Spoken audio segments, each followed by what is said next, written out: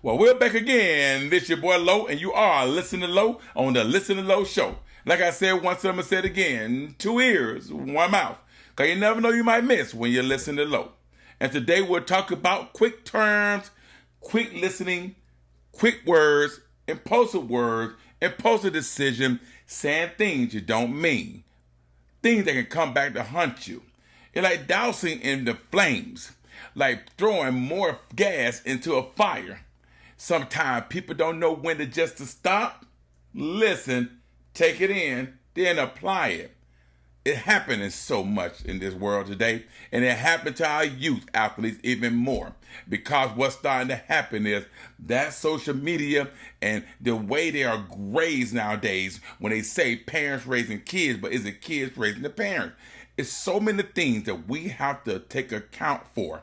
The world is changing. The world is a wicked place. But the world don't have to always be so wicked if you just go on the right path. If we continue to focus on where things and how things should be and where it should be at all times. We have to stop dousing the flame. Stop putting more gas into the fire. That's the quote of today. Stop dousing the flame. Because you know, a bunch of little fires grows to a huge fire. And now the flames are uncontrollable. What flames are you dousing into? What flames are you letting to get out of total control? You are in control of the flames. You the one can start the fire or not even start the fire. You the one that can start a fire and put out the fire. But you also can stop the fire and continue to make that fire get bigger and bigger and larger and larger. We have to make sure when there's a fire that we can put it out in an instant. And we have to make sure that our young athletes understand the exact same thing. That they can't get pulled into that fire. Because when they pull into the fire, all they doing is just dousing more and more gas on it. And the more gas, you know it's hard to stop the fire. It's like what I always say. All gas, no brakes. That terminology is not for heated arguments. They're not for disagreement. That terminology for saying go hard, work hard, keep pushing. Don't let nothing stop you. Unloose the brake line and just go until you reach your ultimate destination of greatness. Till you get to reach that journey, that 1,000-step journey you always been trying to get to.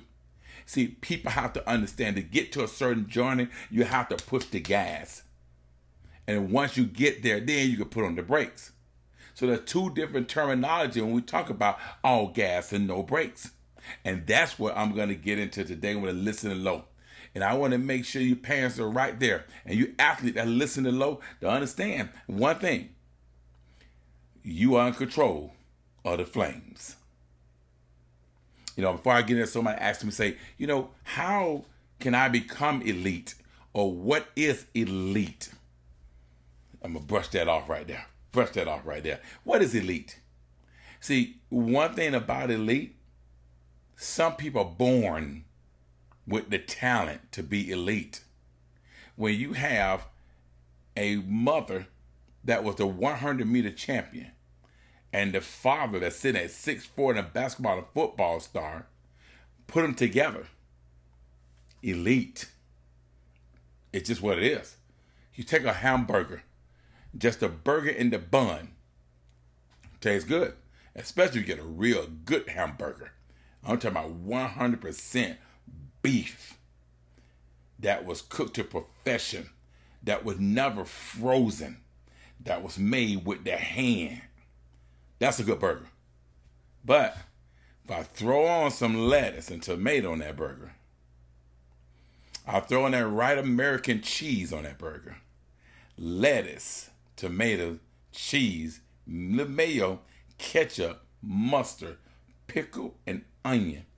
It just took all them flavors and that 7 senses of the tongue, get on that bite into that burger, and you might have a Hawaiian roll on that.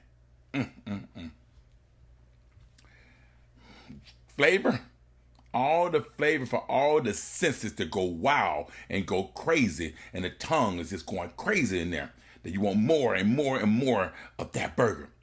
Same thing when I got a mom that's a 100-meter champion, and I got a father that's 6'3", 6'4", jumping out the gym playing football and basketball. You just put it together.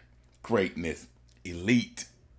But how do you make that elite continue to be elite?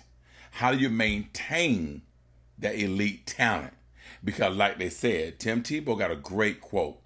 Hard work beat talent when talent doesn't work hard, right? So if I got an elite person here, born with it, it's in the blood. It's the bloodline.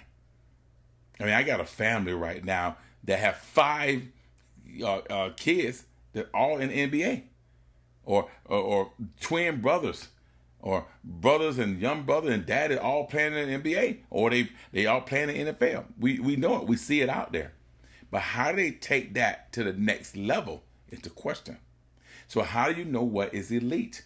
Is they born elite, or they trained to become elite, or they took their elite talent and worked hard? I just want to throw that in right in the middle because it's bigger than just talent. It takes, first of all, a determination of greatness. It takes a strong mindset to not let the little thing distract you from taking your talent to another level. Your mindset has to be different. You wake up in the morning, I'm going to work. You go to school, I do my schoolwork. I get out of work, I get out of school, I go to work again. I get home, I go to work one more time. That mindset is programmed to make the muscles in the brain say, work, let's go to work. That's 3 times a day, along with school and everyday life. That's elite mindset. That's elite. But now, you have the mindset to go 3 days, but are you committed to go 3 days? So that's the other step of being elite. You have to be committed to be elite. You got to commit to them 3 workout. You got to commit to going to school. You got to commit to getting your grades. You got to commit to do your homework. You got to commit to push your brand. You got to commit to push your marketing. You got to commit to saying no to the things that can bring you down. See, I told you once, I told you again, show me your friends, I show you your future. So when you got your friend that's a weed head, I got to be committed to stay strong and not to be like him or her. Interesting. When I got alcoholic, I got to be committed not to be like him or her. See, lazy, don't want to work out, lazy athletes, can't hang with them.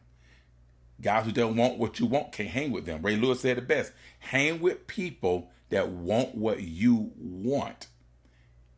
So if you want to be the best, you want to be the greatest, then you got to hang with others that want to be the best and be the greatest. You know, I was looking at one of the shows the other day, because I like watching what other people are saying.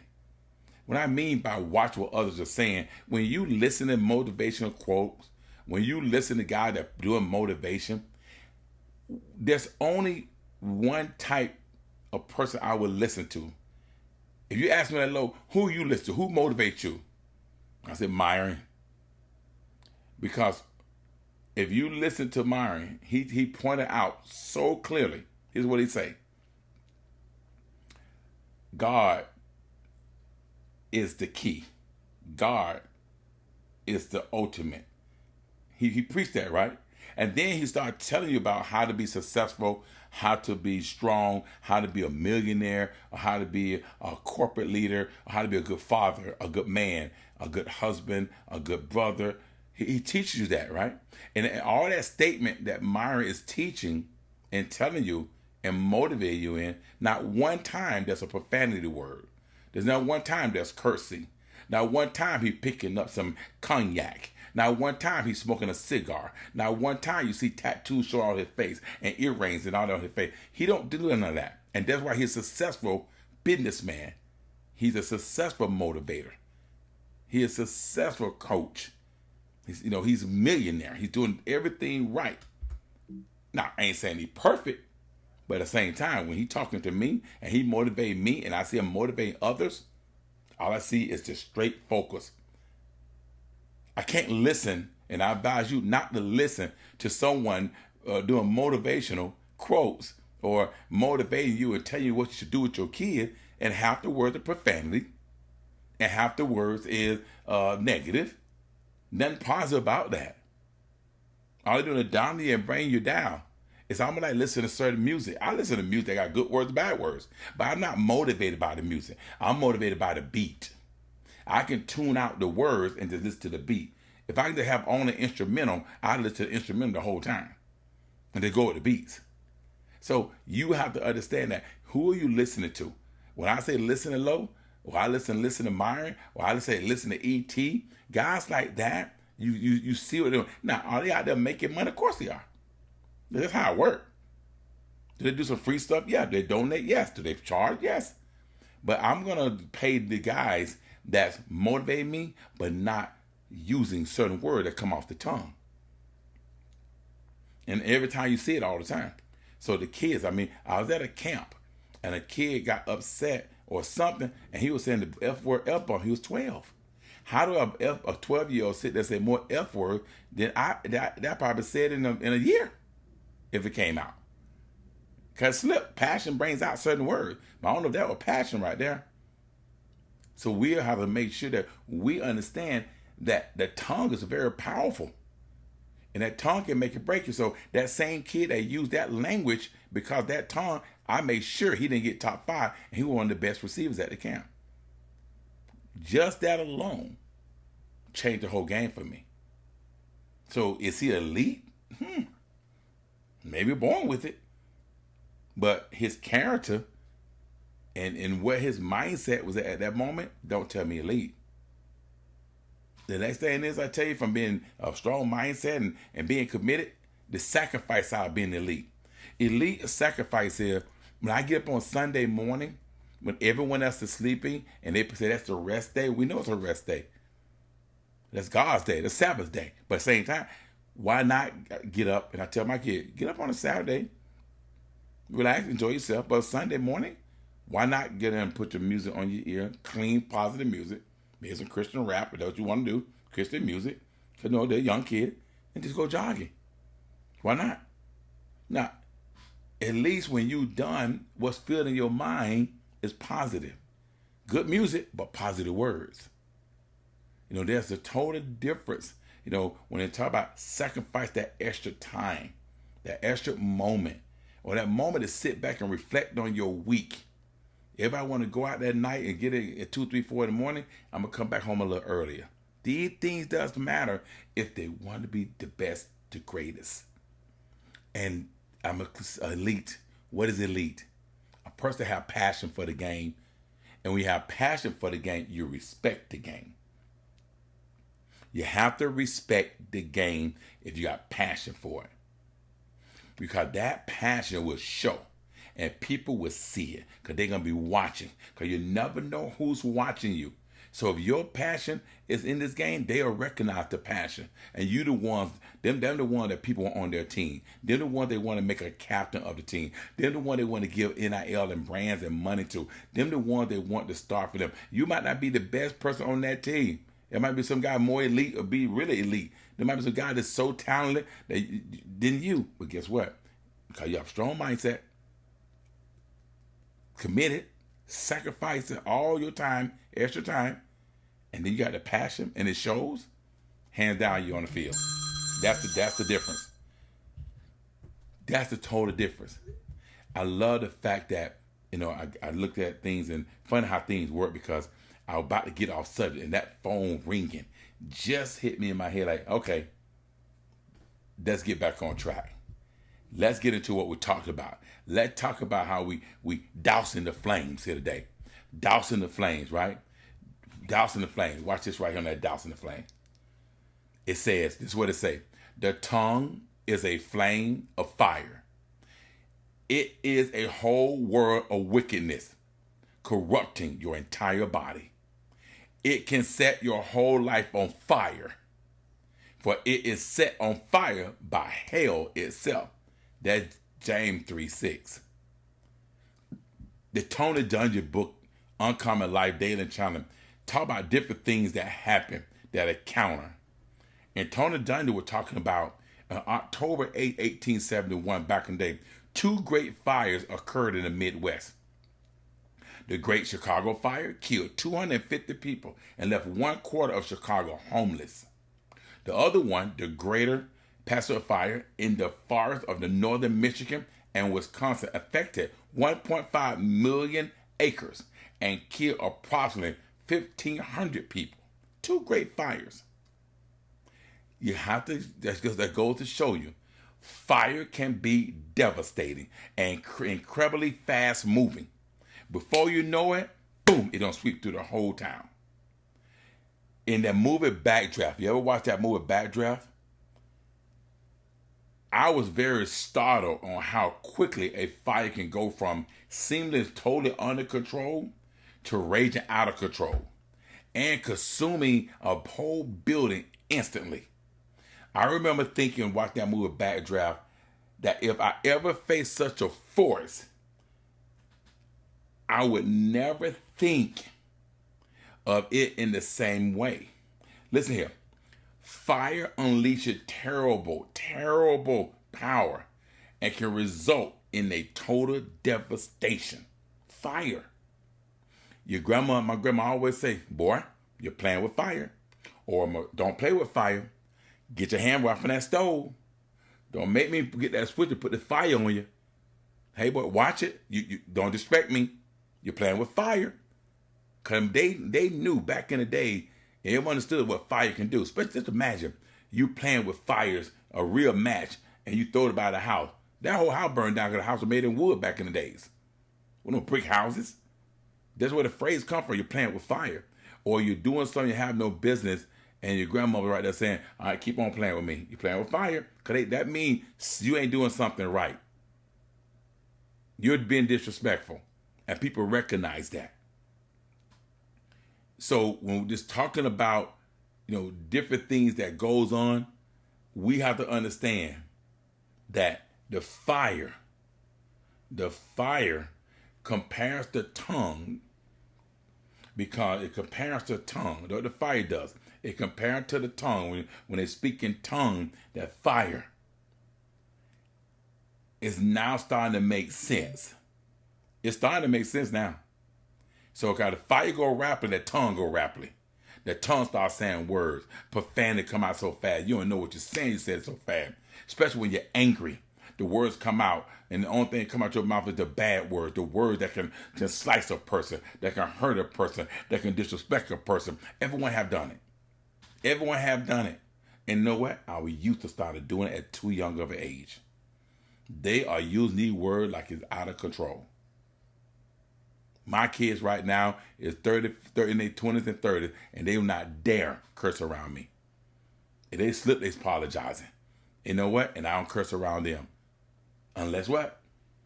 They're playing with fire. Then it might come out then. That's when it might come out, when you start playing with that fire. Let me tell you something. What seemed to start out as a friendly conversation becomes a major disagreement with hurtful, damaging words and lingering consequences. Sometimes a conversation can be so easy. You can be saying something about another kid, or saying something about another person, and that conversation just jump off. Next thing, them words start becoming stronger. Now the words are so bad, you're damaging the person by their feelings and how they feel, and you're hurting them, and you're bringing them down. And now that consequences follow you all the way through. Somebody better be the bigger person to know how to say they apologize. Because now when time you need something to get a certain place, the people remember them damaging words. They remember the words that came off that tongue. How often, guys, have we seen a simple disagreement smolder ever so slightly, and then combust into ignite the situation to incredible infurium of anger? I mean, that anger is just out of control. We have to know how can control the flames. It's that simple. Our words reflect on what is in our heart. What's in your heart, the words reflect what's in your heart. If you have a good heart and you got love in your heart, that we're going to reflect. But if you got anger, or you're just comfortable, and you're around it so much, go back to, show me your friends, I'll show you your future. Show me your environment, I'll show you your future. You're a product of your environment. So if that if the mom cursing, profanity, no, that's what environment you're going to be in. That's what's going to happen. Only a few can go the opposite way of it. Like they said in the Bible, they talk about the husband, when the husband was abusive to the mom and bad to the mom and cursing and profanity and this angry person, lazy, bum on work. 2 sons he had. You're probably in your environment. But one son followed the dad's path, the other did not. But what percentage that don't follow that path? What percentage don't follow that path behind their father? They become not a good father, not a good husband, not a good man, not a good person. What percentage don't follow him? Very small percentage. According right now to Proverbs 23, verse 7, a man think in his heart, so he and Jesus say something similar. Whatever's in your heart, determine what you say. That's in Matthew 12, verse 34. Whatever is in your heart, determine what you say. Wow. Here's what I tell you. Be slow to speak, especially when you're angry or your emotions are racing. It only takes a few inflammatory words to destroy a relationship forever. I'm going to leave you guys with this right here when you're talking to your kid, talking to your athlete, coaches, parent, workers, whoever that listen to low right now. Put out a fire of angry words before saying them. Put out the fire of angry word before saying them. If someone is angry and screams at you, maintain your cool. Do your best to douse the situation with your silence and not gas. You're listening to Listen Low, another episode brought to you by Sweet Fire Production. Today we represent the Buffalo Athletics and we're representing the mindset. With mindset of greatness, commitment of greatness, sacrifice of greatness, and a passion of greatness. Do your best and not douse the situation. Do it with silence and not with gas. Don't put more fire on top of the fire and make that flame get bigger. Watch your mouth. Be careful, because the mouth can definitely get you in trouble. Y'all like it, y'all share it, y'all follow. Camp King 12, Camp with a K on YouTube. And we'll see you guys next week.